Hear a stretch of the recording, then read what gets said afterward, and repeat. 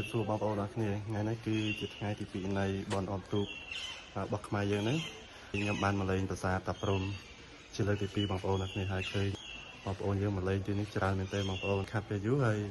bóng ổ tập tuần tạm là video bao nhiêu tập nàyประสาทtập rôm chiaประสาทដល់ល្បីមួយប្រចាំនៅក្នុងតំបន់អង្គរនៅក្នុងខេត្តសៀមរាបជម្រាបសួរបងប្អូនអ្នកគ្នាស្វាគមន៍មកកាន់វីដេអូថ្មីមួយទៀតរបស់ខ្ញុំវីដេអូនេះគឺជាវីដេអូដែលពួកយើងបានមកលេងនៅប្រាសាទតាព្រំហើយវីដេអូនេះផងដែរជាវីដេអូដែលតពីវីដេអូនៅប្រាសាទបន្ទាយស្រីក្នុងឱកាសបន់អំទូកថ្មីនេះបងប្អូនដោយតែខ្ញុំបានបញ្ជាក់នៅខាងដើមវីដេអូអញ្ចឹងប្រាសាទតាព្រំជាលើកទី2ហើយបងប្អូនមិនថាលើកទី1ទី2ទេបងប្អូនអ្នកគ្នាគឺឃើញមានបងប្អូនយើងមកលេងទីនេះច្រើនមែនទែនហើយចំណែកលើកទី2នេះវិញគឺកាន់តែច្រើនជាងមុនឆ្ងាយបងប្អូនជាពិសេសគឺឃើញមានភ្ញៀវអន្តរជាតិហ្នឹងគឺច្រើនសឹងតែច្រើនជាងភ្ញៀវក្នុងស្រុកទៀតប្រាសាទតាព្រំមានផ្លូវចូល2បងប្អូនគឺផ្លូវចូលខាងកើតហើយនៅខាងលិចហើយនៅក្នុងវីដេអូនេះគឺខ្ញុំបង្ហាញបងប្អូនអ្នកគ្នាពីផ្លូវចូលខាងកើតហើយចំណុចដែលសំខាន់ជាងគេនៅក្នុងវីដេអូនេះគឺខ្ញុំចង់បង្ហាញបងប្អូនអ្នកគ្នាពី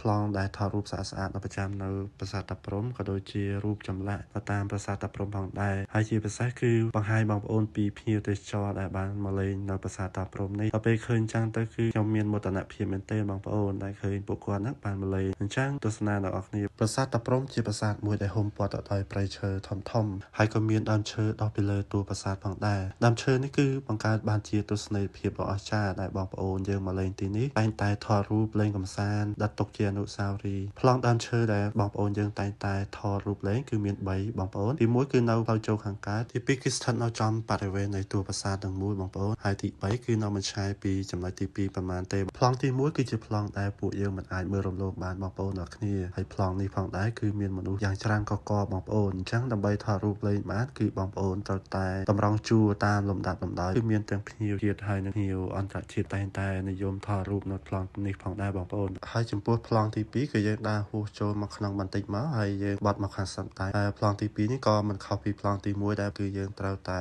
តម្រង់ជួររងចាំចំពោះដើមឈើនៅប្លង់ទី2នេះគឺខ្ញុំសង្កេតឃើញថាបែរដើមឈើនេះគឺមានជញ្ជាំងប្រាសាទដែលមានពណ៌ក្រហមស្រស់ស្អាតមែនទែនសម្រាប់ដើមឈើទី3ដែលជាប្លង់ទី3នេះគឺភ្ញៀវទេសចរយើងតែងតែថតរូបលេងដូចគ្នាប្លង់ទី3នេះគឺពិសេសមែនទែនព្រោះអីត្រង់កន្លែងនេះគឺជាកន្លែងដែលបានថតខ្សែភាពយន្ត Tom Raider នេះសូមបញ្ជាក់ផងដែរបងប្អូនចំពោះដើមឈើទាំង3កន្លែងនេះគឺខ្ញុំឮបងដែលជាមគ្គុទ្ទេសក៍ទេសចរហ្នឹងគឺគាត់បាននិយាយប្រាប់ភ្ញៀវថាឈ្មោះដើមឈើហ្នឹងគឺឈ្មោះដើមឆ្ពង់ហើយបើសិនជាមានបងប្អូនយើងបានស្គាល់នៅឈ្មោះដើមឈើនេះសូមជួយខមមិនម្នាក់មួយមកដើម្បីចែកជូនបងប្អូនយើងបានស្គាល់ទាំងអស់គ្នាក្រៅអំពីប្លង់ដើមឈើទាំង3នេះហើយប្រាសាទតាព្រំក៏នៅមានប្លង់ដែលស្អាតជាច្រើនទៀតតែបងប្អូនបានមកទស្សនាទីនេះហើយមិនគួរមើលរំលងទីនេះគឺជាដំបូលប្រាសាទហើយប្លង់មួយនេះផងដែរគឺស្ថិតនៅខាងត្បូងនៃប្រាសាទតាព្រំបងប្អូនអ្នកគ្នាគឺនៅតាមផ្លូវដែលយើងចេញមកក្រៅវិញចំពោះប្លង់មួយនេះខ្ញុំគិតថាជាប្លង់មួយដែលពិសេសហើយស្អាតគួរសមដែរព្រោះអីនៅតាមដំបូលឬក៏ជញ្ជាំងប្រាសាទហ្នឹងគឺមានពណ៌ខៀវខ្ចីមែនទែនហើយពណ៌ខៀវខ្ចីនេះតែមានភ្លៀងធ្លាក់មកចឹងក៏បង្កើតបានជាទេសភាពមួយយ៉ាងស្រស់ស្អាតដែលខ្ញុំឃើញមានបងប្អូនយើងតែងតែថតនៅទីនេះ